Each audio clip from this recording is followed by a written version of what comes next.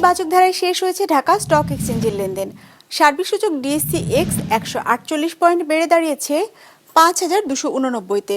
বেচাকেনা হয়েছে ৫৯৩ কোটি টাকার। লেনদেনে অংশ নেওয়া প্রতিষ্ঠানগুলোর মধ্যে দর বেড়েছে ৩৩৯টির, কমেছে 13টির, আর অপরিবর্তিত আছে 37টির দর। এবার বাজার নিয়ে বিশ্লেষণ শুনবো সিটি ব্যাংক ক্যাপিটালের।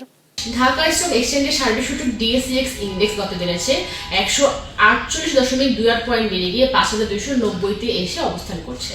আজ দিনের শুরুতে মার্কেট ঊর্ধ্বগতি নিতে লেনদেন শুরু করে। দিনের পুরোটা সময় জুড়ে ইন্ডেক্সের মধ্যে বাই করার প্রবণতা লক্ষ্য করা যায়, যার ফলস্বরূপ দিন শেষে মার্কেট 148.28 পয়েন্ট পজিটিভ নিয়ে আজকে তার লেনদেন শেষ করে।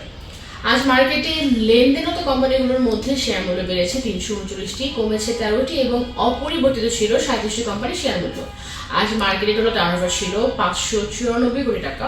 মার্কেটের গত সপ্তাহের এভারেজ টার্নওভার ছিল ৭১০ কোটি টাকা এবং চলতি সপ্তাহে 3 দিনের এভারেজ টার্নওভার ছিল ৫১৪ কোটি টাকার মতো।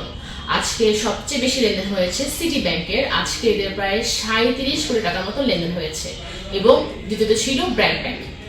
ইন্ডেক্স বাড়ার জন্য আজ বেশি কন্ট্রিবিউশন রেখেছে গ্রামীণফোন। গেইনার লিস্টে প্রথমে পাচ্ছি মেঘনা কন্ডেন্স মিল্ক ইন্ডাস্ট্রিজ লিমিটেড এবং দ্বিতীয়তে পাচ্ছি প্রগতি লাইফ ইন্স্যুরেন্স লিমিটেড।